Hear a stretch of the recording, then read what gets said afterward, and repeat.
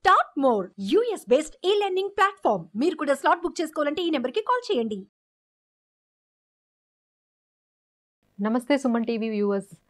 So ఈ market ఈ week round up ఎలా జరిగింది, ఈ నెక్స్ట్ వీక్ ఎలా ఉండబోతుంది, సో వీటి గురించి మనం మాట్లాడుకుందాము. సో లెట్స్ టాక్ విత్ ఈ రోజు అంటే ఈ వీక్లో మార్కెట్ యాక్షన్ మళ్ళీ అదేనండి, సేమ్ వాలటిలిటీ అయితే కంటిన్యూ అయింది. So where we have seen March 11th మనకి నిఫ్టీ ఆల్ టైమ్ హై 22,526 మనం చూసాము. సో ఈ లాస్ట్ వీక్ మనం చూసుకున్నట్లయితే అది 21,839 వరకు మనకి లోయెస్ట్ అనేది కనిపించిందండి. సో బికాస్ ఆఫ్ ఈ స్ట్రెస్ టెస్ట్ రిజల్ట్ కానీ ఇలా నెగిటివ్ న్యూస్తో మార్కెట్ ఒక్కసారిగా అది మనకి 21,839 వరకు మనకి మార్కెట్స్ అనేవి మనం లోయెస్ట్ అనేది చూసాము. సో మళ్ళీ అగైన్ మార్కెట్స్ రీగెయిన్ అయ్యాయండి 22,000కి.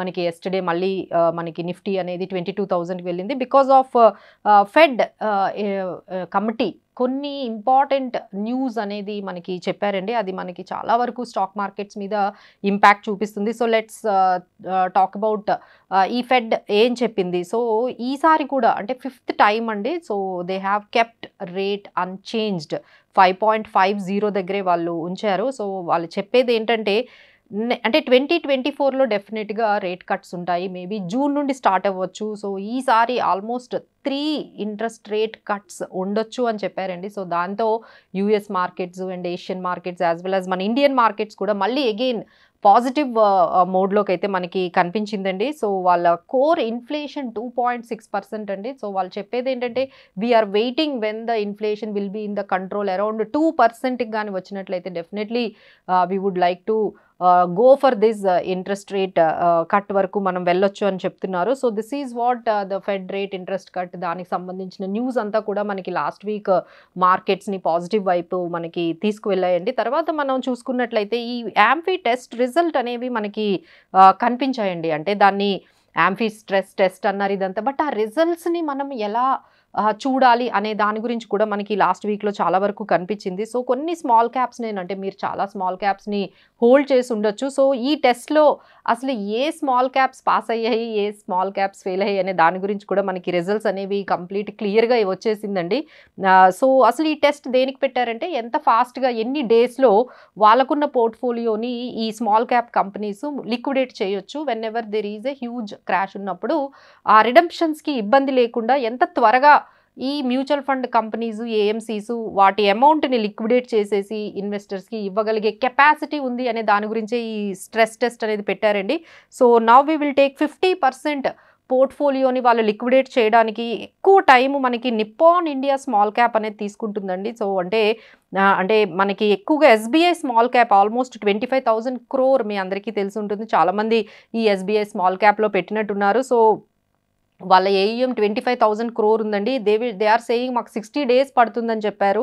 అలానే Nippon small cap 46,000 crore AUM ఉంటే 27 days పడుతుందన్నారు. హెచ్డిఎఫ్సి స్మాల్ క్యాప్ 42 days అండి. And then Axis small cap is saying 28 days పడుతుందని చెప్పారండి. So this is how but కొన్ని కంపెనీస్ ఉన్నాయండి, లైక్ కొన్ని స్మాల్ క్యాప్స్ లైక్ ఫ్రాంక్లిన్ అయితే 12 daysలో మేము లిక్విడేట్ చేయగలము అన్నట్టుగా చెప్తున్నారు. అండ్ కెనరా రోబోకే 13 days పడుతుందని చెప్పారు. So this is how the test results అంటే 60 days నుంచి 12 days వరకు రేంజింగ్ ఒక్కొక్క స్మాల్ క్యాప్ వాళ్ళ టైంని అంటే మేము ఎంత త్వరగా మేము లిక్విడేట్ చేయాలి అనే రిజల్ట్ని అయితే మనకి పెట్టారు. So now you can see how you handle and how you take the decision on the based on their results of stress test.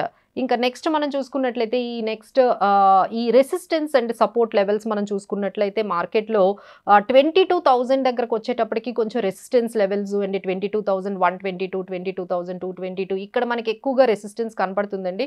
And support levels అయితే 21,750, 850 రాగానే మనం లాస్ట్ వీక్లో కూడా చూసుకున్నాము. సో ఇమీడియట్గా అక్కడ సపోర్ట్ అయితే తీసుకుంటుందండి. So now the markets are very much narrow రేంజ్లో అయితే ట్రేడ్ అవుతున్నట్టుగా కనిపిస్తున్నాయి. ఆల్మోస్ట్ 21,000 21,850 750 దగ్గర నుంచి 22,200 ఆ రేంజ్ మధ్యలోనే మార్కెట్స్ అనేవి ఒడిదుడుకుల్లో వెళ్తున్నాయండి. సో ఎలక్షన్స్ ఉన్నాయి కాబట్టి టూ మచ్ వాలటిలిటీ అనేది కనిపిస్తుంది. ఇంకా ఫెడ్ ఇంట్రెస్ట్ రేట్ నుంచి ఒక క్లారిటీ అయితే వచ్చేసిందండి. సో దాని మీద ఆ న్యూస్ తర్వాత ఇక నెక్స్ట్ న్యూస్ మనకి ఓన్లీ ఈ ఎలక్షన్స్. అండ్ మన దగ్గర కూడా ఈసారి కొంత పాజిటివ్ న్యూస్ డొమెస్టిక్గా అయితే ఉందండి.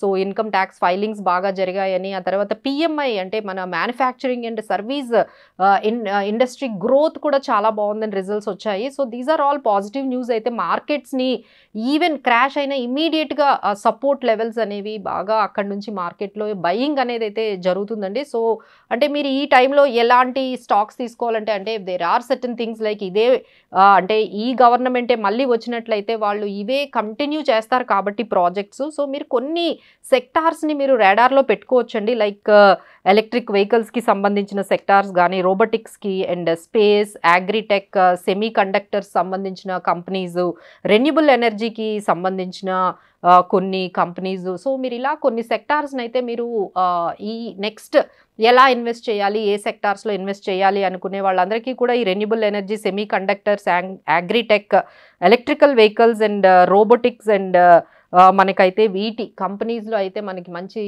ఆపర్చునిటీస్ అయితే కనిపిస్తున్నాయండి. So this is how the market roundup. And 28 March 28న అయితే సెబీ T+0 అనే సెటిల్మెంట్ని ఒకటి తీసుకురాబోతుందండి. సో మేబీ ఒక 9:30 to 1:30 మధ్యలో జరిగే సెటిల్మెంట్స్కి ఈ T+0 సెటిల్మెంట్ని సెబీ ఇంట్రడ్యూస్ చేస్తుంది. అంటే ఎవరైతే ఈరోజు సెల్ చేశారో ఈ రోజే వాళ్ళకి మనీ వాళ్ళ వాళ్ళ బ్యాంక్ అకౌంట్లోకి, వాళ్ళ డీమ్యాట్ అకౌంట్లోకి వచ్చేటట్టుగా వాళ్ళు ప్రయత్నం అయితే చేస్తున్నారండి. సో లెట్స్ సీ కొన్ని స్టాక్స్కి అంటే ఒక 25 స్క్రిప్ట్స్ తీసుకొని కొంతమంది బ్రోకర్స్తో దీన్ని ఒక సక్సెస్ఫుల్గా దీన్ని రన్ చేయాలి. T+0 సెటిల్మెంట్ అంటే ఇప్పటి వరకు మనకి T+1 సెటిల్మెంట్ అనేది చూసాము. సో ఇప్పుడు T+0 అంటే same day settlement, same day మీ అకౌంట్లో మీకు సెల్ అయిపోయిన తర్వాత ఇమీడియట్గా మనీ అనేది ట్రాన్స్ఫర్ అయ్యేటట్టుగా ట్రై చేస్తున్నారండి. So these are all so many things have happened in the last 1 week అండి. Let's meet in the next week.